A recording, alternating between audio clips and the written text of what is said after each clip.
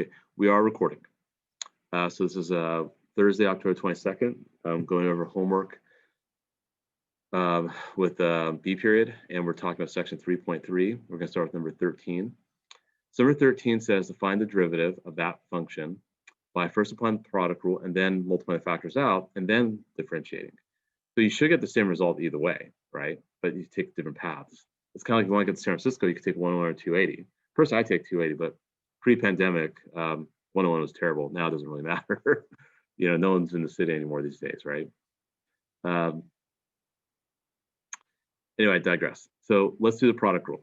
So if I do the product rule, y prime, remember I'm going to take the derivative of the first times the second kept intact, or to reverse, I don't really care, plus keep the first intact times the derivative of the second.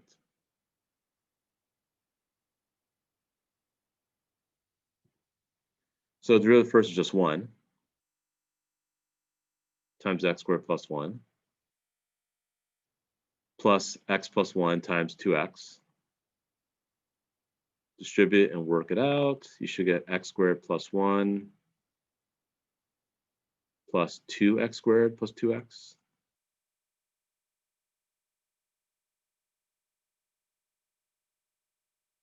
So you get 3x squared plus 2x plus 1.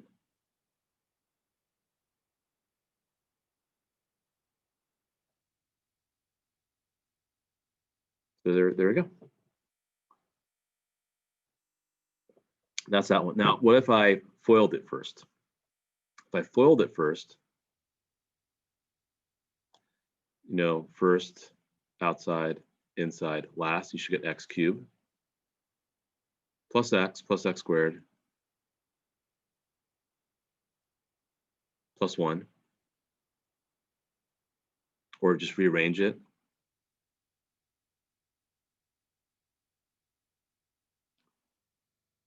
Then take the derivative. And that's that. They're identical. So that's 13. 17 and 19, especially 19, that's a really interesting one.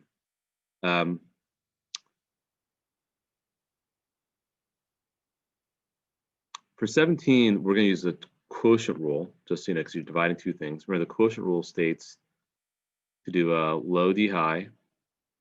So the low is 3x minus 2. The derivative of the high, of course, is 2. Minus the high, 2x plus 5, times derivative of the low, which is 3, over the low squared, and away we go.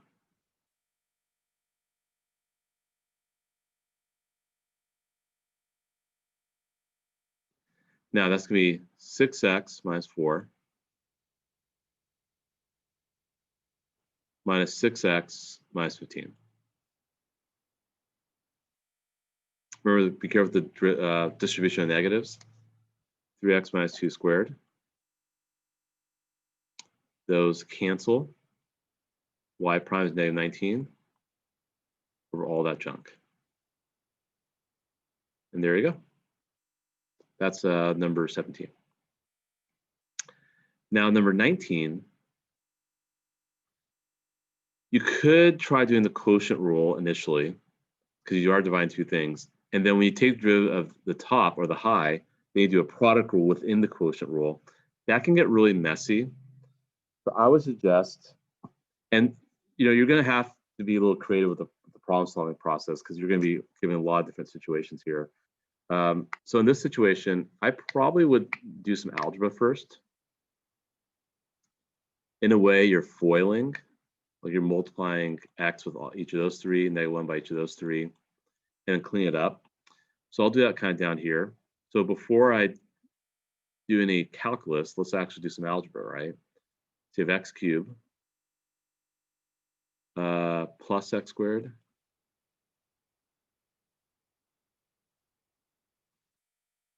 plus x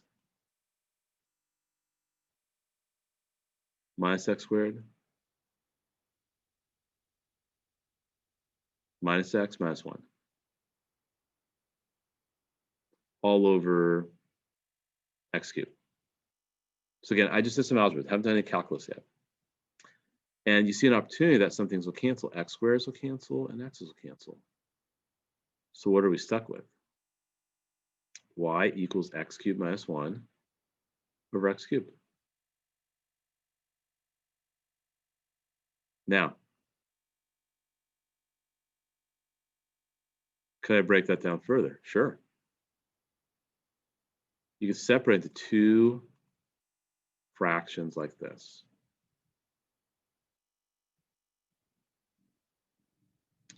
So x over x cubed minus 1 over x cubed. So you can separate the two fractions. Remember, you got to get creative with the problem solving process, just like we did with limits, right? If you do that, I know, sorry, I'm drawing all these arrows. So zigzagging, so going down, up, and left. If I do that, if I break it down again, x cubed over x cubed is 1, and 1 over x cubed is x to the negative 3 power. So I'm spending a lot of time with the algebra to kind of make the derivative really easy for me. Now the derivative is really easy. That's going to be 0 minus negative 3 times x to the negative 4 power. The minus negative 3 becomes a positive, so you get 3x negative 4, or 3 over x4, as you see right there. So I would strongly suggest you do some algebra beforehand. I don't know if I've done quotient rule, it's been a little bit messy. So it's kind of like, you know, in a game of baseball, like, you know, if the batter receives a lot of different pitches, might be a curveball, changeup, fastball, slider. You have to kind of just react based upon the situation. And in this situation, I think it made sense to go with algebra, some algebra, then do the power rule at the end. And then someone asked about 31. So I'll need a, 31, okay. I'm not gonna ask anything like 31 on our test, but I'll go over it because it is a good problem to talk about. Let me expand this just a tad.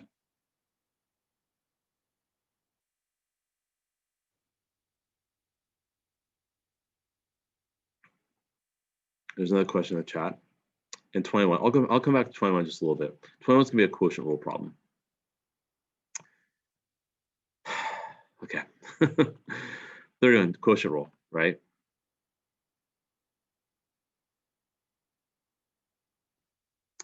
So it's gonna be low d high, so low is this. And the derivative of this, just remember the derivative of root x, we actually had that in our 3.1 notes, is 1 over 2 root x. Remember, root x is also x to the half power. So if you take the derivative of that, wouldn't the 1/2 go to the front, right? It'd be x in negative half. So it's 1 over 2 root x, right? So that's what I'm gonna do over here. Minus the high, which of course is root x minus 1. Times the low, which is still going to be 1 over 2 root x. And by the way, when I did the derivative of the high, the derivative of negative 1 is 0, right? So I just had to take the derivative of root x. Likewise, for the derivative of the bottom, so root x plus 1, derivative of positive 1, 0. So I just take the derivative of root x. That's 1 over 2 root x.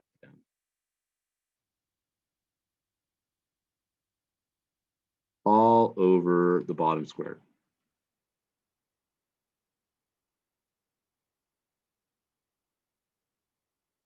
Okay. You're going to have to distribute, so you get 1/2 plus 1 over 2 root x.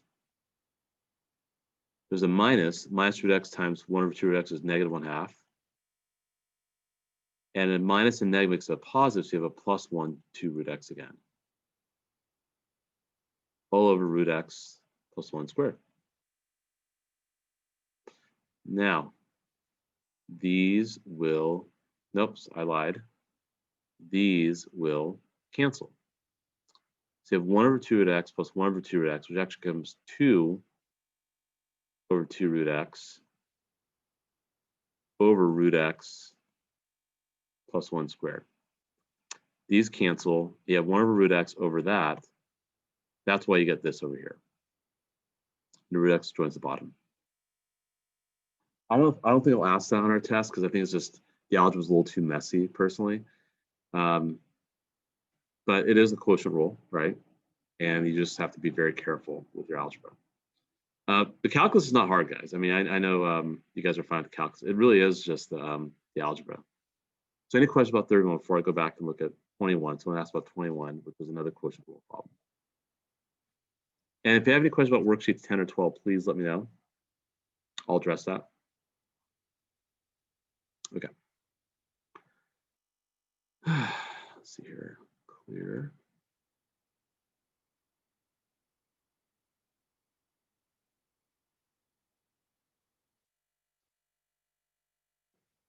Hold on, let me go back here.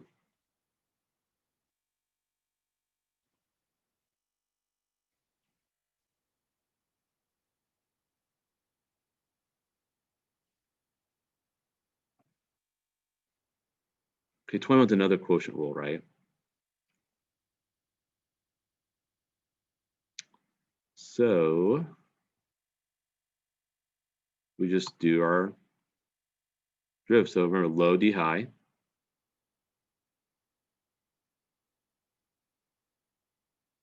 two x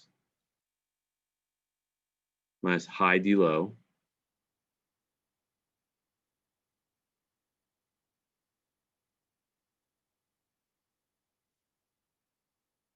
over low squared. Away we go. I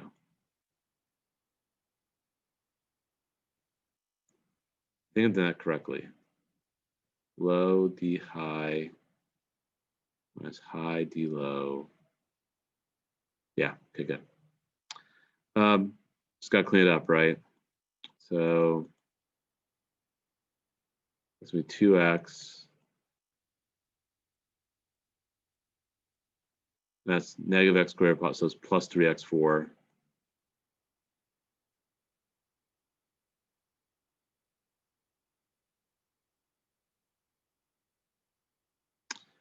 And you get x4 plus 2x.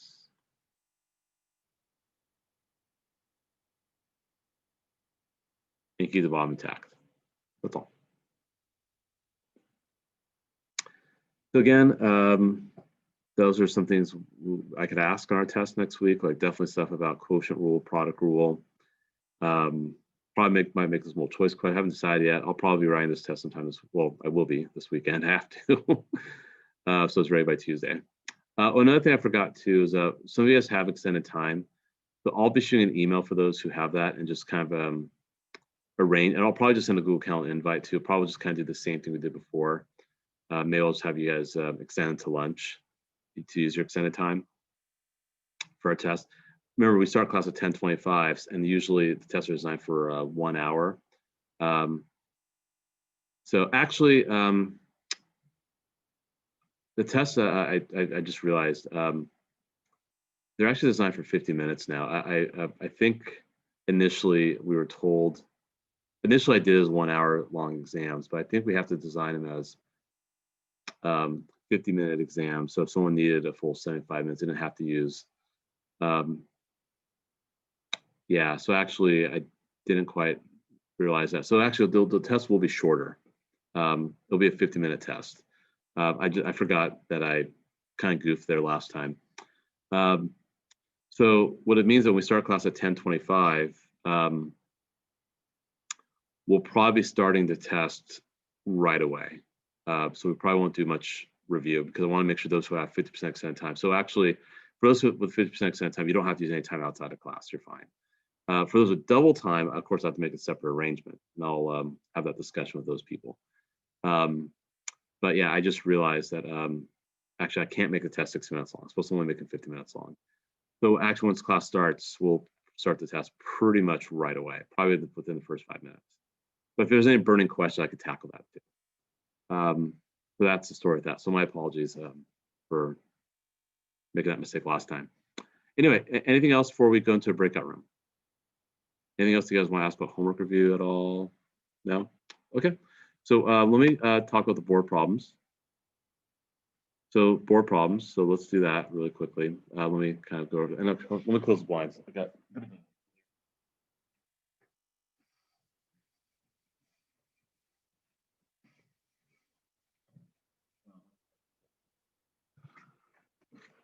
Okay, so board problems. Let me clear my screen. Stop sharing.